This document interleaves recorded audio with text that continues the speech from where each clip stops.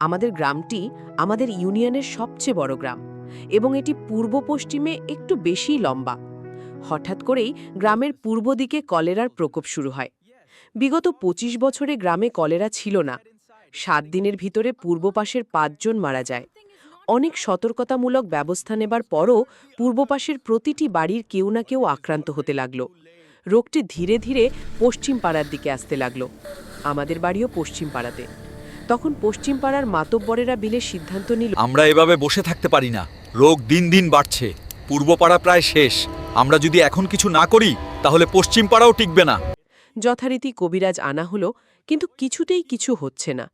তখন আমাদের গ্রামের এক পুরাতন কবিরাজ, যে কিনা অনেক দিন হলো ফরিদপুর চলে গেছে, তাকে নিয়ে আসা হলো। সে এসেই ঘোষণা করে দিল, জরুরি ঘোষণা, পরবর্তী নির্দেশ না দেওয়া পর্যন্ত কেউ ঘরের বাইরে যাবেন না। সাবধানে থাকুন। রাত ১০টার দিকেই পাড়ার প্রতিটা মসজিদের মাইকে ঘোষণা করে দেওয়া হতো যে সবাই যেন ঘরে চলে যায়। আসলে মাইকে ঘোষণা দেবার প্রয়োজনই ছিল না, কারণ সবাই এতটাই ভীত ছিল যে সন্ধ্যার সাথে সাথে বাড়ির সব কাজ সেরে ঘরে ঢুকে পড়ত। আর চারিদিকে নেমে আসত এক অদ্ভুত নীরবতা। এমনকি সন্ধ্যার পর গ্রামের দোকানগুলোও খোলা থাকত না। এশার জামাতেও লোক হতো অনেক কম। বাবা মা আমাদেরকে বের হতে দিতেন না। তারপরেও আমরা মাঝে মাঝে লুকিয়ে বের হতাম। দেখতাম কবিরাজ তার সাঙ্গপাঙ্গ সহ মশাল জ্বালিয়ে ধূপের ধোঁয়া উড়িয়ে পাড়ার এ মাথা ও মাথা দৌড়াদৌড়ি করত, আর এক অপার্থিব সুরে দোয়া দুরুদ পাঠ করছে। পরিবেশটা এতটাই অদ্ভুত আর ভয়াবহ ছিল যে ভাবলে এখনো ভয় লাগে। কবিরাজ এক একদিন এক এক মহল্লা বন্ধ করতেন। শক্তির দোহাই, এই পথ বন্ধ হোক।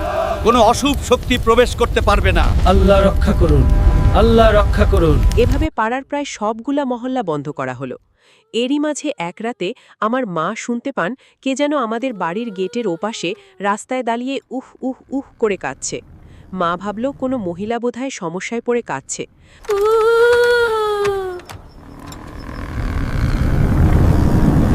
মা ঘর হতে বের হয়ে যতই গেটের দিকে যাচ্ছিলেন ততই একটা পচা গন্ধ পাচ্ছিলেন, যা অনেকটা মলের গন্ধের মতো, কিছুটা মাংস পচা গন্ধের মতো। মা যখন গেটের পাশে দাঁড়ান তখন গেটের ফাঁক দিয়ে দেখেন যে রাস্তার ওপাশে ইলেকট্রিক পোলের সাথে হেলান দিয়ে একটি বিশালাকার মহিলা দাঁড়িয়ে আছে, যার উচ্চতা প্রায় ৭ ফুটের মতো। এর গা থেকেই এমন গন্ধ বের হচ্ছিল। মহিলার ভয়ঙ্কর চেহারা দেখে মা কিছুটা পিছিয়ে আসেন।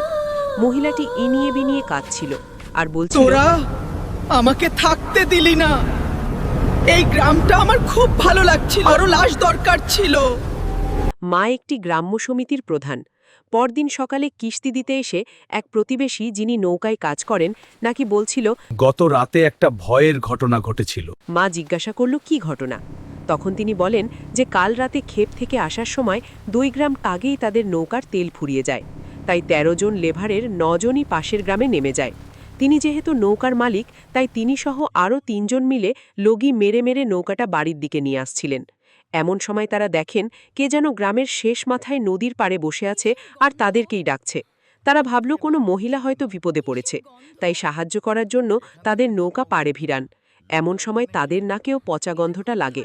তারা মনে করে পাশেই কোনো মরা জীবজন্তু নদীতে ভেসে এসেছে, এটা তারই গন্ধ। তাই তারা গন্ধটাকে তেমন পাত্তা দিল না। মহিলাটা বলল যে তারা যদি মহিলাকে নদীর ওপারে দিয়ে আসে তবে ভালো হয়। তারা মহিলাকে নৌকায় উঠতে বলে। নৌকা যখন মাঝ নদীতে, তখন দুর্গন্ধটা প্রকট আকার ধারণ করে। তারা বুঝতে পারে গন্ধটা মহিলার গা থেকে আসছে। তারপরেও তারা যখন মহিলার দিকে তাকাতে যায়, তখন মহিলা বলে, আমার দিকে তাকাবি না, তাকালে ক্ষতি করে দিব। মাথা নিচু করে থাক। ওপারে নামিয়ে দেওয়ার পর মহিলা বলে, তোরা আমার উপকার করছিস, তাই তোদের ক্ষতি করলাম না। এটা বলেই মহিলা হাঁটতে থাকে। এরপর হতে গ্রামের কেউ আর কলেরায় আক্রান্ত হয়নি।